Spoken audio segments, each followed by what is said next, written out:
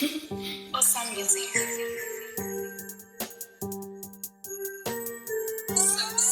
Some hello with the beats.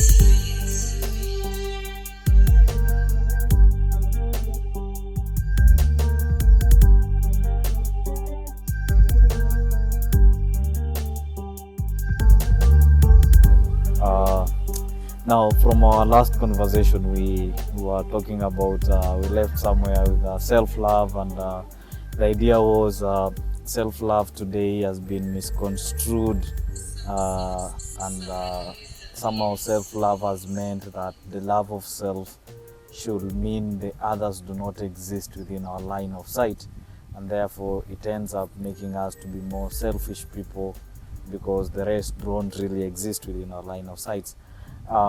Now, today morning I read something in someone's status, and the guy says, have you considered loving yourself with the same passion and intensity you desire to give someone else? Fall in love with yourself. So when external love comes around again, it becomes a place you are sharing that love you have for yourself, and not from a place of lack. That when love comes again, you already have that love within you, and you're just sharing it, not from a point of lack, but really something that you already possess. And I don't know what you make out of this. Basically, the idea of self-love continues to be expounded in different ways and different understanding. I really love whoever wrote that, because it's something a lot of people have forgotten. You see, it goes back to the cliche that you can't give what you don't have, right?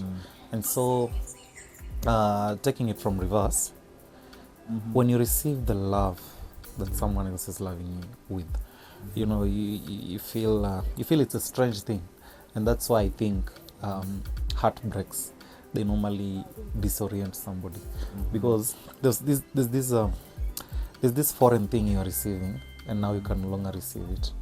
Yeah. But you know, when that thing already is being given to you by you, even if you part ways with whoever is giving you that, it's not that now you're becoming deficient of it. No, you still have it. And just stretching it out to the third party, I love these dads who believe that they want to spoil their daughters with all the love they can, in terms of protection, in terms of provision, in terms of affirmation, in terms of anything, so that when their daughter is getting married, or you know, someone is trying to hit up on them, the daughter will try to relate what this new man is giving me and what I've been receiving from my father all along. Then I make a litmus test. Is this someone I want to spend the rest of my life with? Because whatever he's giving me, my dad already gave me that. Okay? So it becomes a litmus test. Now, back to the self.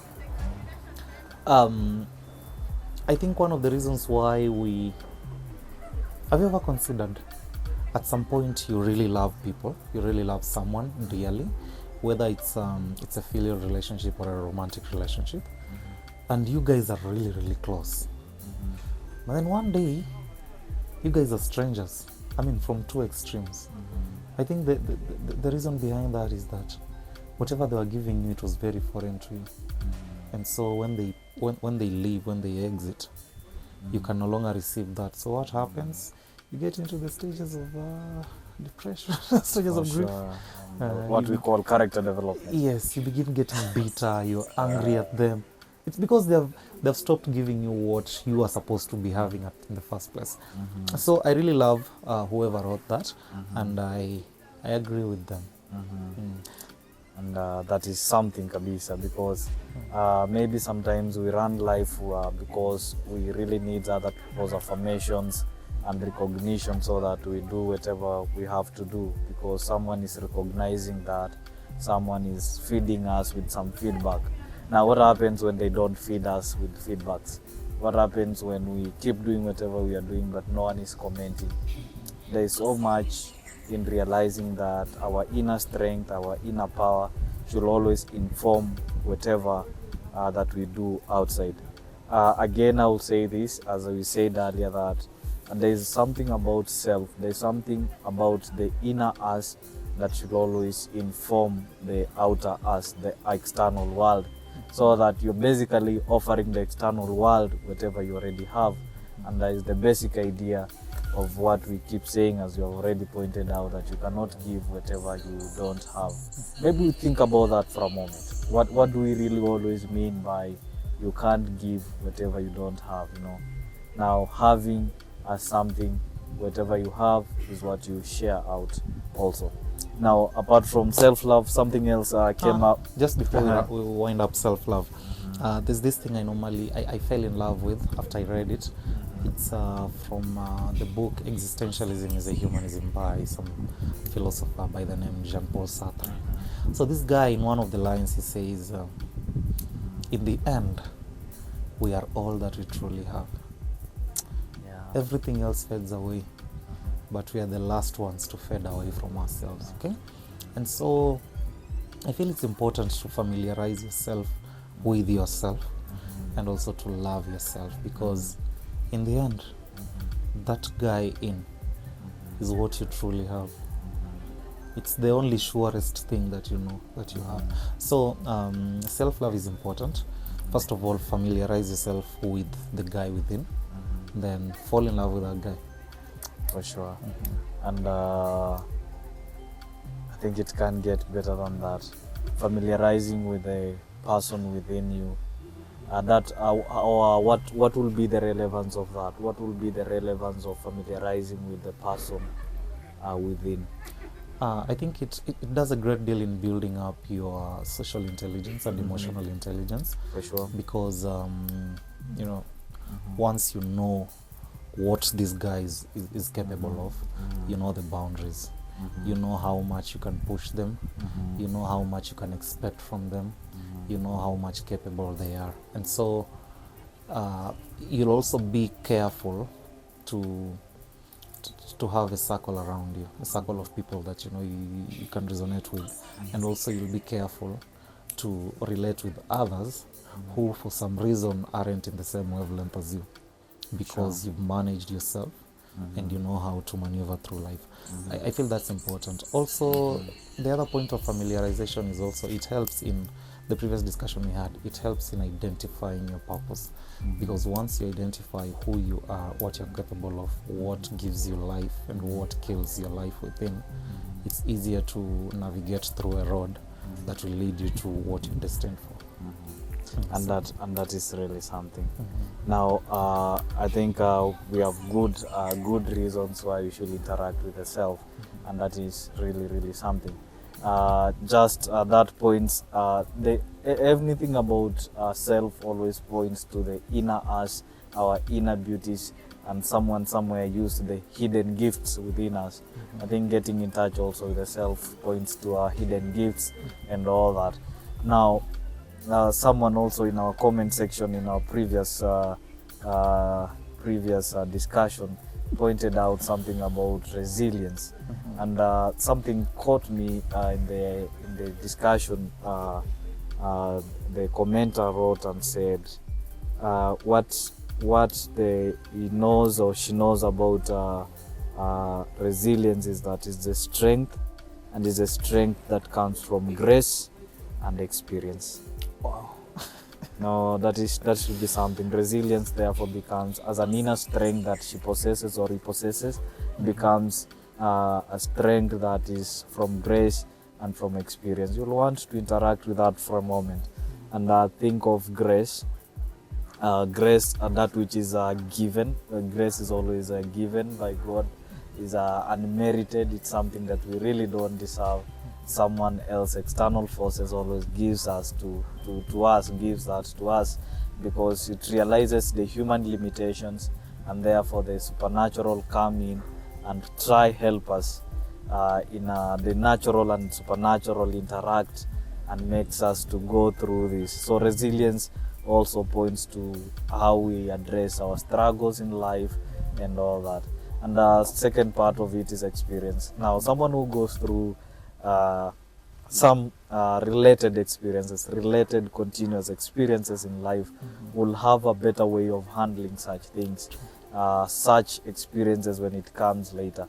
You build an inner strength you marshal your actions, your energies, you know how to go through it and even become more better in handling a situation, rather than someone whom it happening for the first time.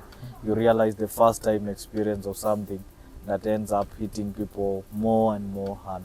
Now, these experiences, we can't say we really need more experiences so that we learn how to go through them. Whichever experiences comes along our way is what we embrace, and the best we hope for is we find better ways of interacting with that. You know what I'm thinking? What I'm thinking is maybe as we think of inner strengths, our inner beauties and hidden gifts and hidden strengths, we find it within ourselves, the courage to face us, to face the self, and look at look at us from an open eye, without any emotional biasnesses or subjective biasnesses, and say, this is me, this is what I can handle, this is what I need to build more strength on this, I need to such kind of stuff, so that we get the inner self and helps you to tell yourself who you are in first few minutes. Like for example, when someone asks you, who are you, what can you say is your strengths? Can you point out the 5 points? Try that, 5 points. I can do this, I can do this, I can do this, Jeff, I can do this. We do a lot of introspection, right? We do a lot of meditation. You know, like where I stay, we have at least an hour in the evening for just introspection, meditation, praying and stuff. And so at some point, after staying for some several years in there, I thought that I had a clue of who I am, right? And so one day I'm invited by a friend to this corporate event, and we're there, having some social time, the time of social interactions. Then I meet a bunch of people. They introduce me to them. Like, this is Sam, this is my friend, this is blah, blah, blah. Maybe you guys can know each other. Then the one who had introduced me left. Okay? So I was left with this stranger. It's a new experience. It's a new world, okay? For sure. And so the first question this guy asks me is, so, who are you? Everything I knew about myself disappeared. Who are you? Who are you? Everything I knew about myself disappeared. And I was silent for a while, and they went ahead and asked me, are you okay? I said, yeah, I'm okay. And so what I'm trying to say is that at some point we think we know ourselves, we know who we are. But then we just realize that we really have a long way to go. And the main thing here is the question, who are you? It's simple but very demanding, because it demands you to get something that defines you, that makes you stand out of the crowd. Now, to get that one element that makes you stand out, it's a hell of a job. Yeah, for sure. So who are you? Yeah, 5-point agenda, 1, 2, 3, 4, 5. I have to think about it again and say who I am. And therefore, it is, I think the invitation here is to find the grace to stand before ourselves, face ourselves the hard way, and say, who am I really? And just don't look about the good things that I can do. I think the honest one is when you say, look, The other side of the mirror as well. You say, look, I can do this, I can't do this. You are sorry about that, you like to do it but you can't, and that's it. You take some element of roho chafu kidogo ndani yako. Yes. You also want to bring that out. I say, You've read this book, Can't Hurt Me, by David Goggins? I've seen the title, haven't read it. That guy is good. He's I love his way of presenting ideas. He really presents it as I don't know how they call them in the army, those top guys. Like, man, you're in this camp because you want to be a better self, right? So this is what you're going to do. And so in one of the chapters he writes that there's something that helped him to be a better guy when he was when he was a young adult. He calls it the accountability mirror. Okay, so the accountability mirror is that little mirror in your room that you you look at almost every day, or even several times a day. So he says that's the first thing and the last thing he does in the morning. Wow. He looks at that mirror and tells that guy on the other side, hey, this is what you're going to work on today, and I'm gonna need your help. You're gonna help me actualize this. Then at the end, you have to be accountable. At the end of the day, you have to be accountable. Did you Come tell manage? this guy, thanks for helping me do ABCD. Wow. Accountability mirror. Yes. Something we can do. Yeah, in our ways, yeah. I've done that for a while, but of course, when the more you do it, the more it gets into a routine, and routine kills.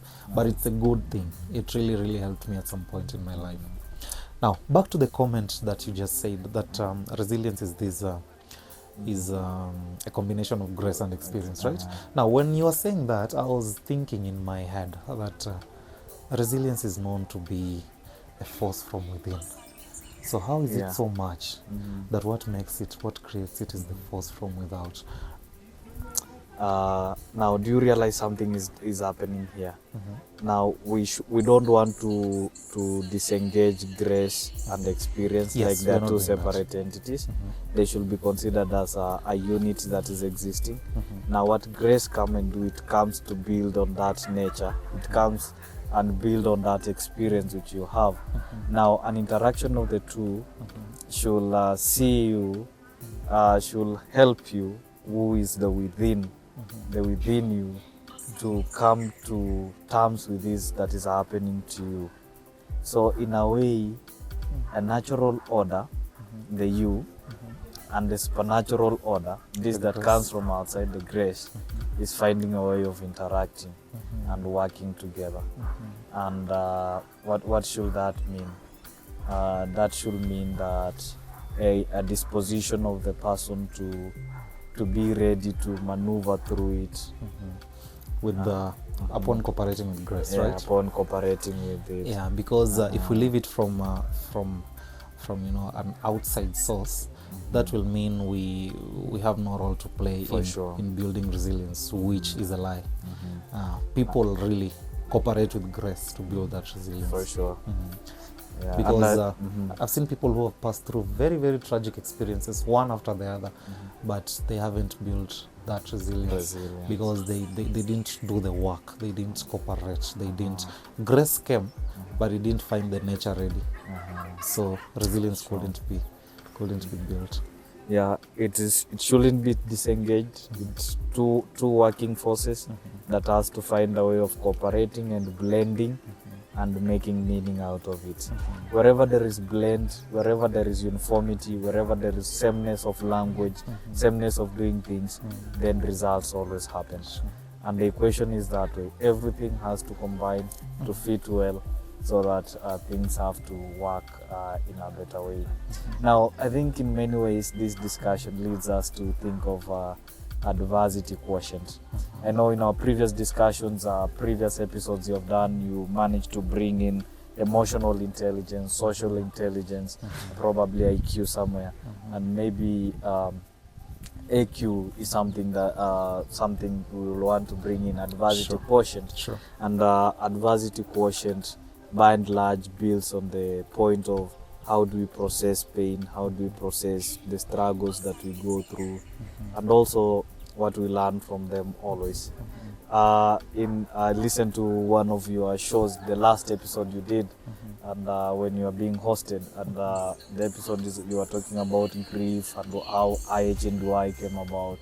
And one of the things you said, if you give God enough time, He will always paint a bigger picture for you. Now that is in a response to what you learned from grief, and you responded to it by saying, if you give God enough time, He will always paint a bigger picture for you. And that's a whole realm of a needed experience, a needed time to understand how all these things fit together and what it will mean to you. Now you're thinking of a young person at their young age when they still need their parents to go through life, but somehow for some reason God takes them away.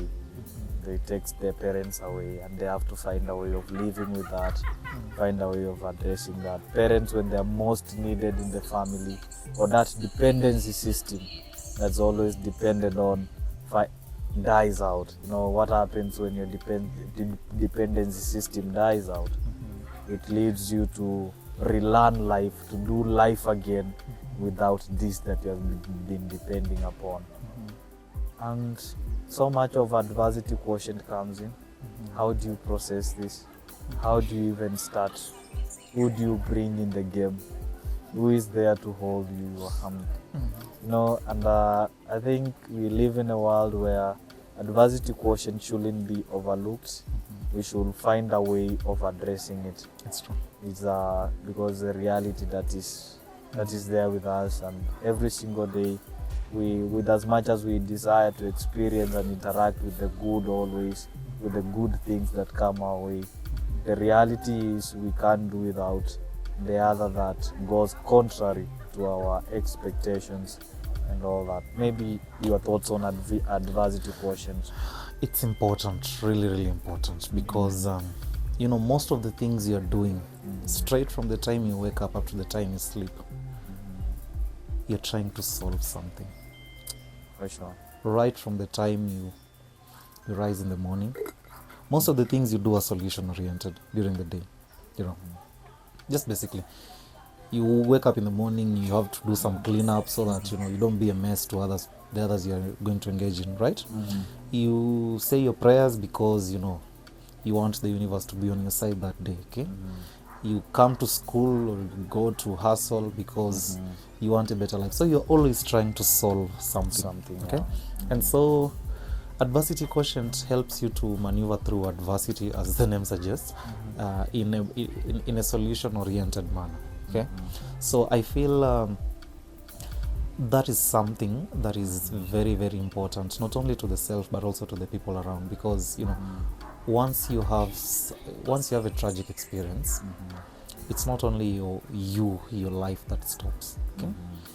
Because you are a piece in the jigsaw puzzle of society. For sure. So once this piece has something, clearly it's going to affect the other people, that social space in which you are in.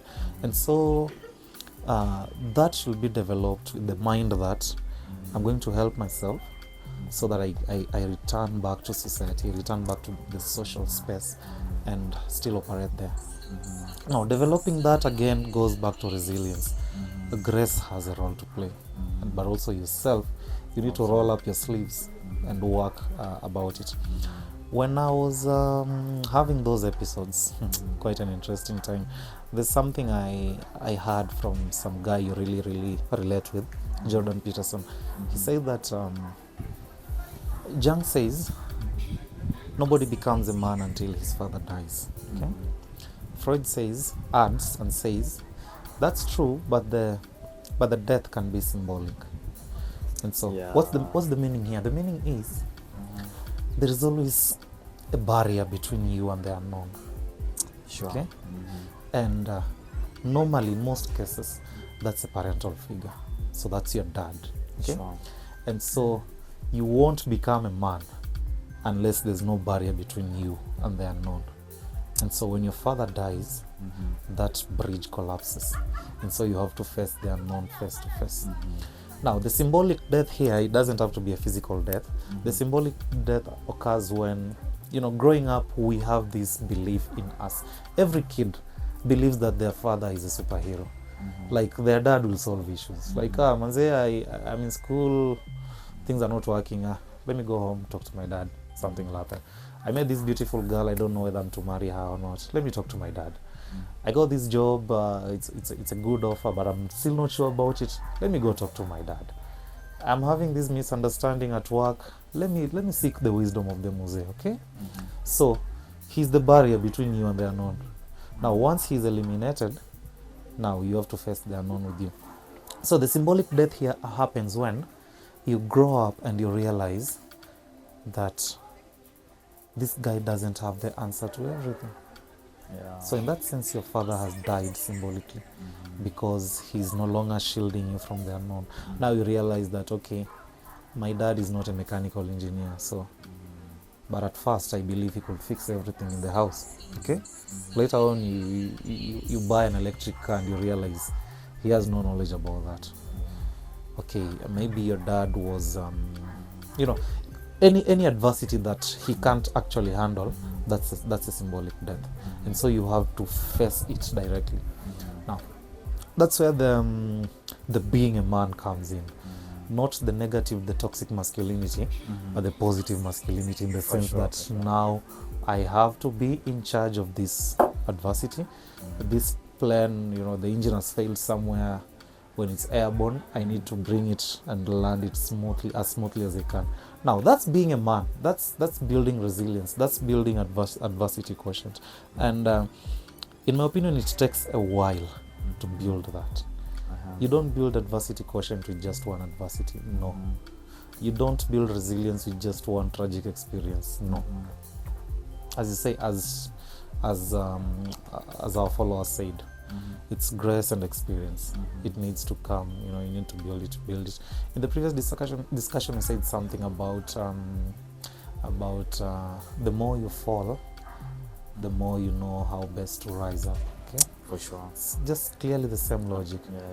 And it's important. How I wish that this, our schooling system in this part of the world, I think it focuses more on IQ. But how I wish we could also go to the other three: emotional intelligence, social intelligence, and adversity quotient. Because it's an important thing. People grow up and realize, hey, okay, I can solve all the mathematical problems, I can construct whatever, but then when it comes to matters life, I'm a kid. Sure, and that is something. So just as you are talking about the barriers that exist when you realize that your dependency systems are dead, you have to learn to do life again. You have to relearn to do life again. When you realize the things that you used to know are not the things that used to give you strength are not just those things, then you have to relearn and do it again. But this time round, you have to do it alone. You do it with the knowledge that, look, dependency systems here are dead. I have to face this road alone. And somewhere along the way, you have to take those steps alone. I think the beauty of taking those steps alone is when you take those steps alone, having built some inner strength, having believed that you can do it, having believed that maybe in the unknown world there is nothing that's so much different from this. You have built something, you have built a conviction, you have built a resilience where you are saying, look, even if I get there and the things I expect are different, I still can survive. And that is something. At one time you have to walk that road alone. You have to cross that bridge alone. You have to, do it alone. And maybe at such times in life, those times in life when we are alone, is one time you might want to bring in question and see, how do I face the alone? Do I face it with a lot of fear? Do I face it? If you face it with a lot of fear, then it means there's lots of workings you need to work on yourself. But if you have to face that road alone and you are facing it with some good convictions, it's a sure sign for me that you have done some working on yourself, you have built some emotional strength, something that will take you to those steps. And all this adversity quotient leads me to think of our human society today, where the world we are saying is so much individualistic in nature. As long as I get it right, as long as I'm handling the things I'm handling, you handle whatever you have to handle. Let us get on the table and everybody is okay. And maybe sometimes we are not so ready to extend that hand in helping other people to build their strength. The Christianity here and the basic human, authentic humanity will mean we stretch our hands in helping each other to build this and grow in this adversity quotient. And this leads me to think of, in individualistic world, what will I say is a strong person? What will I say is a person with a good sense of adversity quotient? That's a good one. I'm thinking in that context. I'm thinking the strongest of people are those who choose to rise up, and after they're up there, they stretch out their hands to those who are still fallen. Fantastic. What Jesus told Peter, that you need to strengthen your faith, and after you're strong as a rock, you also strengthen the faith of others. So I think in the context of adversity, the strongest person will be that who works his way to the top, and then stretches out their hand to the people below, and brings them up. That is Because okay, people have various issues. Some hit harder than others, and when you're in the midst of that dark tunnel, that cold and dark tunnel, you're always wishing, you're always craving for that day to be out of it. And sometimes that wish is also accompanied by some work. And once you're out of that tunnel, I mean, it's a relief, for sure it's a relief. for sure. Yeah. But now, what next? You also have to realize that there are also people in their tunnels. And so if you can stretch out your hand to them, to bring them to the light, you're a strong person. In an easier way, in an easier fashion. Now that you have gone through it, you are there, you have made You know it. the hacks here and there. Yeah. You can always help them decode those.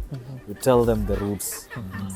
If you have watched the movie The Hunter Killer, the Hunter Killer is a submarine, US submarines, and they have to use a Russian guy, a Russian captain, to help them maneuver through some where there is those set turbines and that they're ready, land mines, the mines that are ready to explode.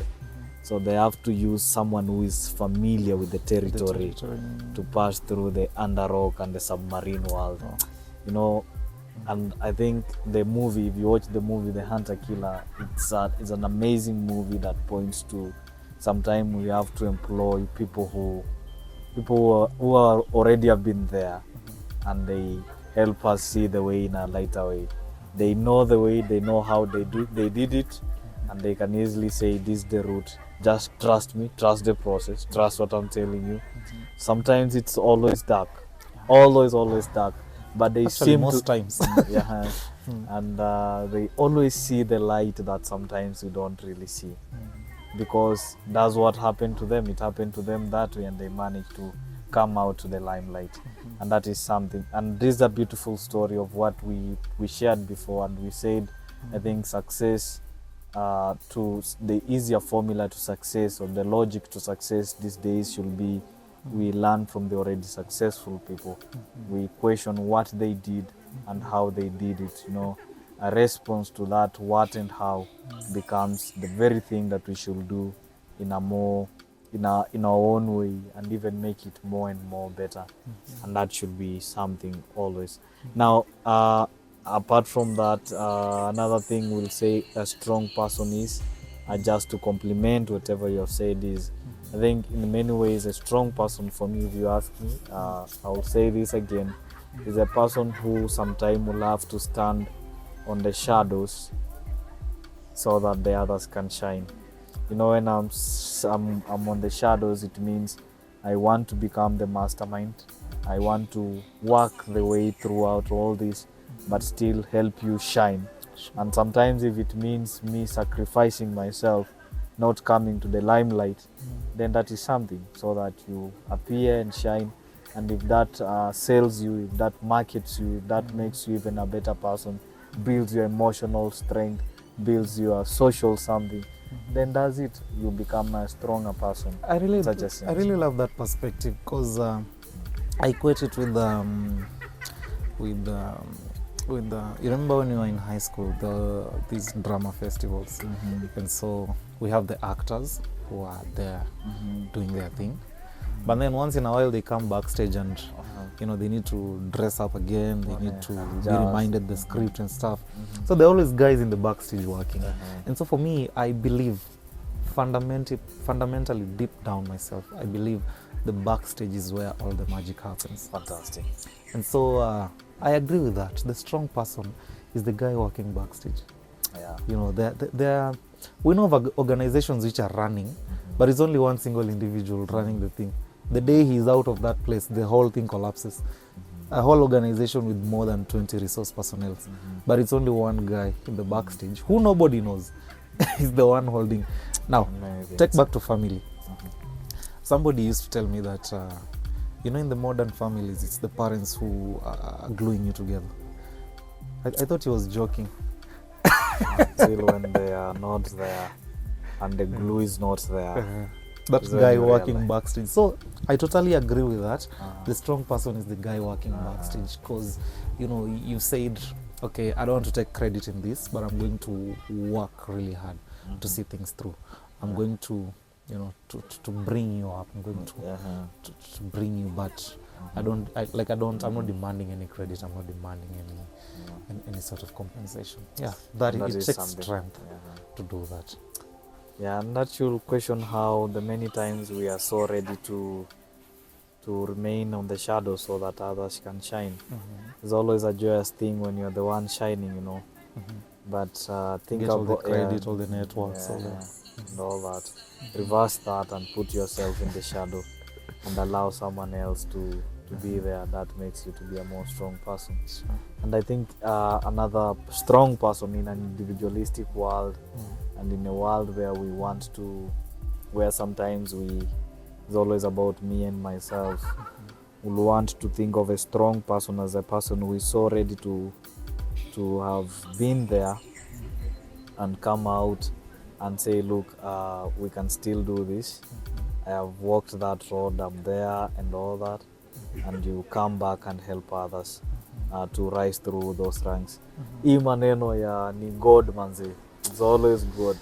You know, It has always been good. We always, well, it is true, it's always good. Yes, Hatukatai, but there is something, there is some that work, the there is kids some will pathway. imagine, So teach us that as yeah, well. teach the way to. And that's why I love this guy. I know this is controversial. I love this guy by the name Andrew Tate. That guy, he's made it in the material world. He's made it, and he doesn't mind showing others how he made it. Very few billionaires in this world will tell you how they make their money. Very few millionaires in this world will tell you that. They'll keep telling you, work hard, pray to God every day. But when we get granular to the concrete steps they've used to be there, very few of them will show you that. And so, for me, I consider Andrew Tate a strong man in that context. I know he has his other side that the world doesn't like, but in the light of helping others, holding people's hands and telling them, see, this is how I made it. It may work for you, it may not, but if you want to be where I am, this is how I did. I'm not talking about the general thing of work hard, get connections, do ABCD. No. I'm talking about the granular things. Working steps, Yes. working formulas, things that are working, you know, things that you tried and worked. I mean, that is, strong people should be ready to share that too. Yes. And that is something. Now, in a world that we are struggling with lots of mental health issues, in a world that we are struggling with people not sharing, a strong person, who will be a strong person? In a world of mental health challenges, in a world of look, this is my problem and it's just mine and mine. Who is a strong person in such a world? I'd still go with the idea of identification and problem solving. A friend of mine, we actually did we did a show with her. She was a student of counseling psychology, and one of the important things she said in that episode, I think it's supposed to be episode 6 of season 1 of the IHNDY series. She said it's not okay, like it's not complete just to identify that I have a mental health issue. Haitoshi. Okay, you've identified, now what? Okay, so for me, in the world of mental health, I'd say a strong person is that who identifies the issue, then goes ahead to work on it. And work on it. Because in our generation, you'll meet people who will tell you, man, I have ADHD. Okay, yeah, I have it. Okay, you'll meet people who will tell you, man, I have depression. Okay, it's fine, but what are you doing about it? Go for therapy. No, it just won't work. Yeah. Okay, come talk to me about it. No, you see, these things we can't vent. Okay, look for someone who can help you out. No, you see, this world you can't trust anybody. Okay, then what are you doing about it? So it takes strength to work on it. Yeah. So I'd say in the world of mental health, a strong person is that who identifies the problem, then is ready to works on it. Especially in our generation, we feel like mental health is a trendy thing. I'm also battling mental health issues. I mean, who told you that's cool? Yeah. So identify it and then work on it. That is something. Just to probably, as we bring it down, you might also reverse the same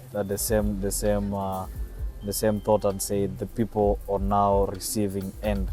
Those of us who receive and be at positions where we are listening to such stories.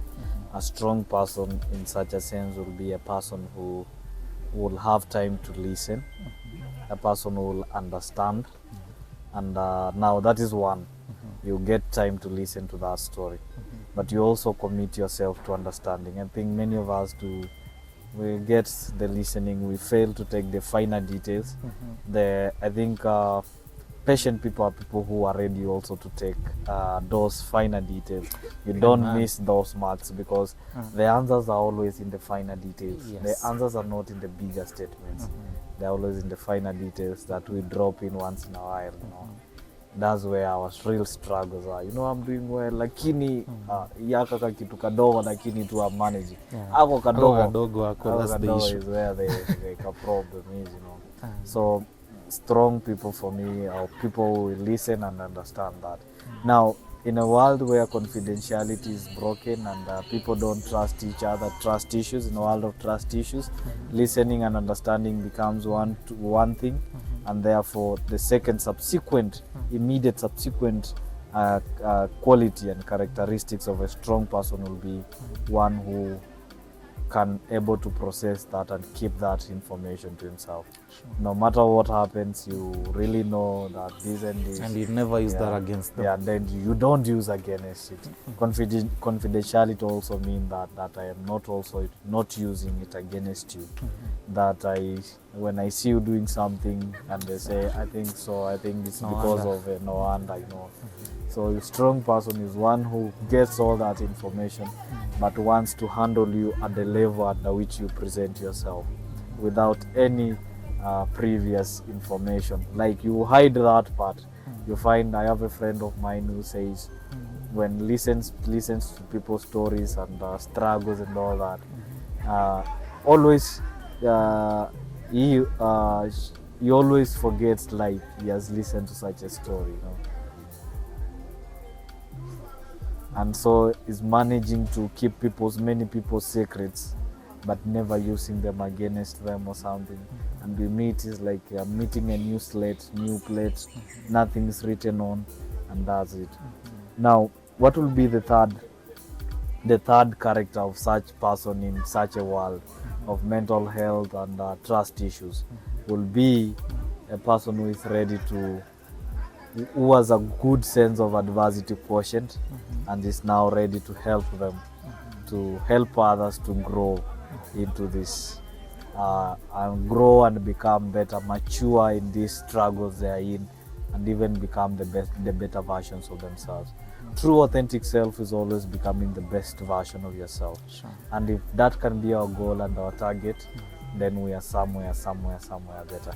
Do you realize what we are doing? I think what we are realizing here and doing in our contemporary world, we are just outlining who are the most valuable person in the world today. This that we have just said, I think, They're the most valuable person in this world.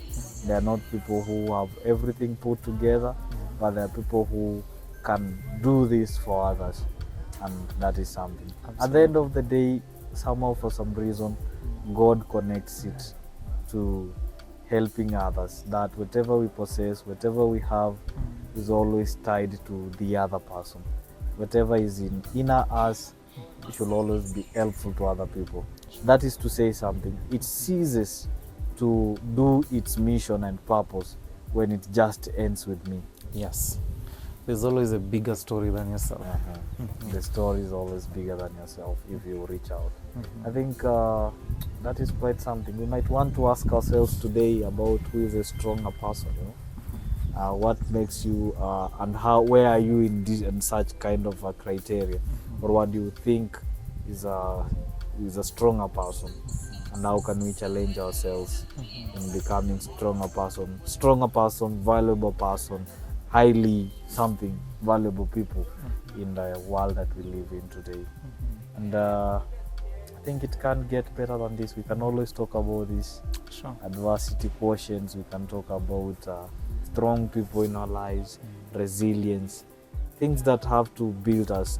Ideally is to build us and all that. Sure. While you were speaking, something came to mind. Maybe just to wind up. The best things in life are not things. Yeah.